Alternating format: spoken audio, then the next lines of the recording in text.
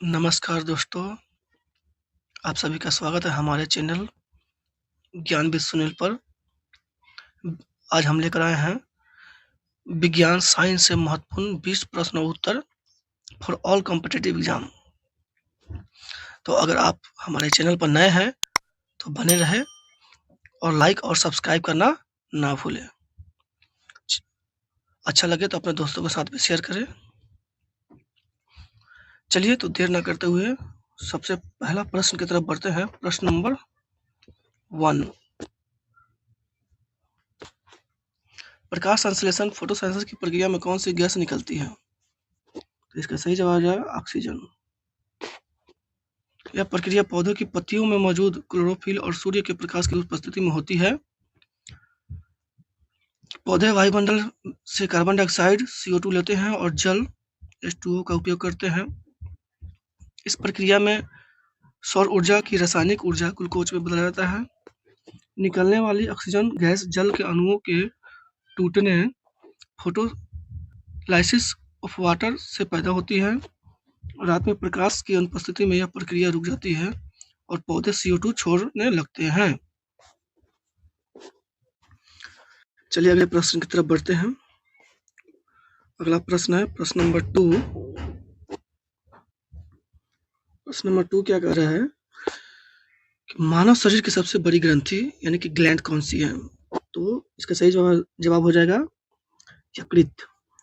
यकृत शरीर का सबसे भारी आंतरिक अंग है, जिसका वजन लगभग 1.5 से 2 किलोग्राम होता है। यह पित्त रस का स्राव करता है, जो वसा के पाचन में क्या करता है, मदद करता है। यकृत अमोनिया जैसे हानिकारक पदार्थों को यूरिया में बदलने का कार्य करता है। यह शरीर में vitamin A, D, E, K और ग्लूकोज को संचित करता है। इसमें पुनर्जनन यानी कि रीजनरेशन की अद्भुत क्षमता होती है, जिससे यह क्षतिग्रस्त होने पर खुद को ठीक कर सकता है। चलिए अगला क्वेश्चन की तरफ बढ़ते हैं। Question number 3। क्वेश्चन नंबर 3, अनुवांशिकी का पिता फादर ऑफ जेनेटिक्स किसे कहा जाता है? तो इसका सही जवाब हो जाएगा ग्रेगर जॉन मेंडल। मेंडल ने अपने प्रयोगों के लिए मटर के पौधे को चुना।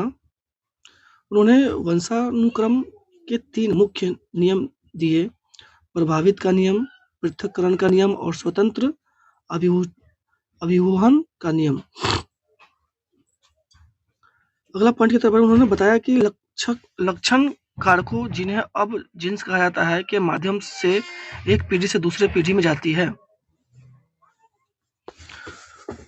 उनके शोध के आधुनिक जेनेटिक्स और DNA तकनीक की नींव रखी।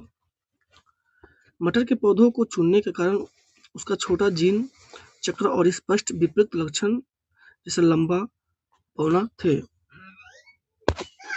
अगले प्रश्न की तरफ बढ़ते हैं। प्रश्न नंबर 4,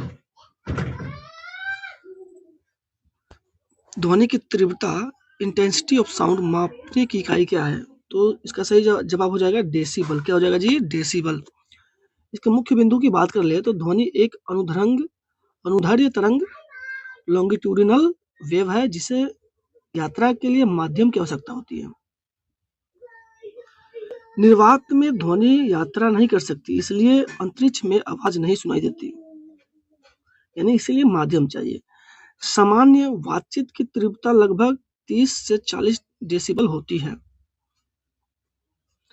85 डेसिबल से अधिक की ध्वनि लंबे समय तक सुनने पर कान को नुकसान पहुंचा सकती है।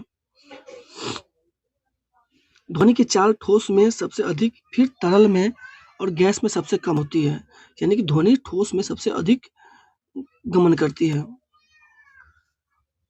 कैसा लगा आप कमेंट बॉक्स में हमें बताइएगा।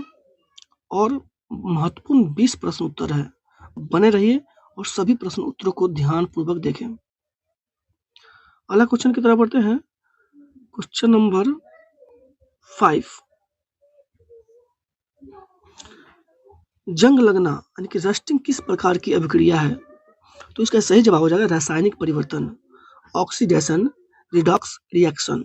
लोहे में जंग लगने के लिए नमी और ऑक्सीजन दोनों की उपस्थिति अनिवार्य है। ठीक है, अगला पॉइंट, जंग का रासायनिक सूत्र Fe2O3CdOH2O जिलोजित आयन ऑक्साइड है।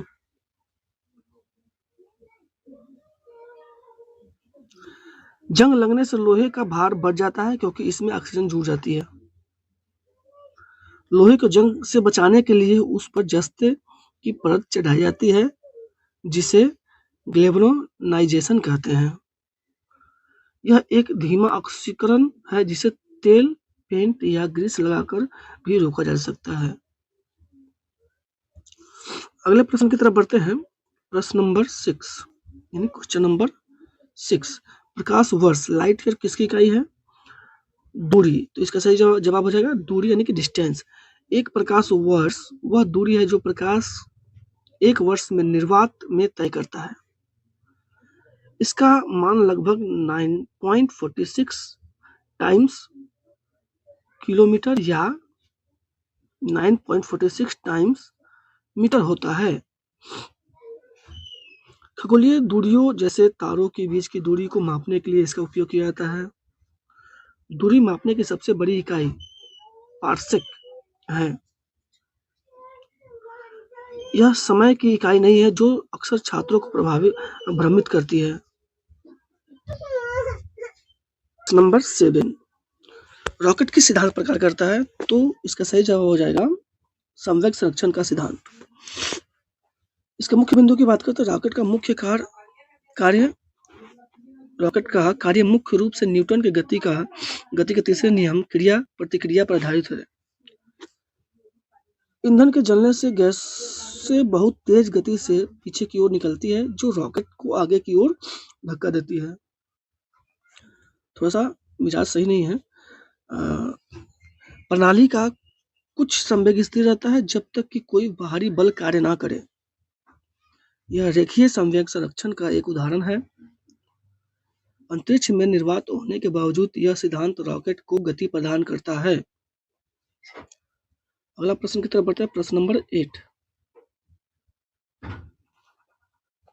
मानव शरीर में इंसुलिन का निर्माण कहाँ होता है? तो इसका सही जवाब हो जाएगा आग्नेय। आग्नेय के लैंगरहैंस की टिपिकाओं की बीटा कोशिकाओं द्वारा इंसुलिन का स्राव होता है। यह रक्त में ग्लूकोज के स्तर को नियंत्रित करने का मुख्य कार्य करता है। इंसुलिन की कमी से मधुमेह रोग हो जाता है। यह एक हार्मोन है जो कार्बोहाइड्रेट और वसा के चयापचय को नियंत्रित करता है। अग्नाशय शरीर की एक मिश्रित ग्रंथि अंतःस्रावी और बहिःस्रावी दोनों है। अगला क्वेश्चन की तरफ बढ़ते हैं। क्वेश्चन नंबर 9,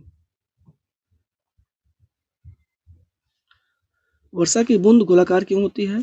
तो इसका सही जवाब है पृष्ठ तनाव के कारण, सरफेस टेंशन के कारण। पृष्ठ तनाव तरल का वह गुण है जिसके कारण वह अपना सतह क्षेत्र न्यूनतम रखने की कोशिश करता है। दिए गए आयतन के लिए गोले का सतह क्षेत्र सबसे कम होता है, इसलिए बूंदें गोल हो जाती है।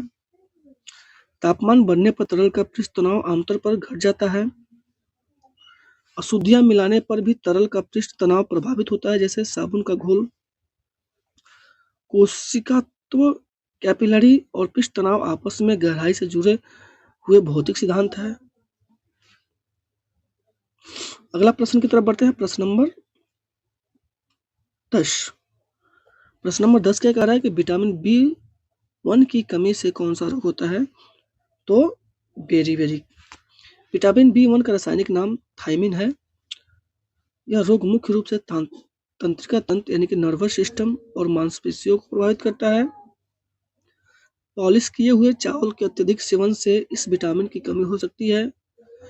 इसके लक्षण में सांस फूलना, पैरों में सूजन और अंगों में कमजोरी शामिल है। खमीर, यीस्ट, अनाज और दूध विटामिन B1 के अच्छे स्रोत है। अगला प्रश्न की तरफ बढ़ते हैं। प्रश्न नंबर 11, प्रकाश का रंग नीला क्यों दिखाई देता है? तो प्रकाश के प्रकीर्णन के कारण, इसका सही जवाब है। जब सूर्य का प्रकाश वायुमंडल से गुजरता है तो हवा के कण नीले रंग को सबसे अधिक फैलाते हैं। नीले रंग का तरंगदैर्घ्य कम होता है, इसलिए यह ज़्यादा प्रकीर्णन होता है। रेले प्रकीर्णन के नियम के अनुसार प्रकीर्णन तरंगदैर्घ्य के चतुर्थ घात के व्युत्क्रमानुपाती होता है। यही कारण है कि अंतरिक्ष यात्री को आकाश काला दिखाई देता है, क्योंकि वहां वायुमंडल नहीं है। सूर्योदय और सूर्यास्त के समय लाल रंग कम प्रकीर्णित होने के कारण सूर्य लाल दिखाई देता है। अगला प्रश्न की तरफ बढ़ते हैं। प्रश्न नंबर 12। बिजली के बल्ब का फिलामेंट किस धातु का बना होता है? तो इसका सही जवाब हो जाएगा टंगस्टन। टंगस्टन का प्रतीक W है और इसका गलनांक मेल्टिंग पॉइंट बहुत उच्च लगभग 3422 डिग्री सेल्सियस होता है। उच्च गलनांक के कारण यह अत्यधिक गर्म होने पर भी नहीं पिघलता और प्रकाश देता है। बल्ब के अंदर ऑक्सीकरण रोकने के लिए नाइट्रोजन या आर्गन जैसी निष्क्रिय गैस भरी जाती है। इसकी प्रतिरोधकता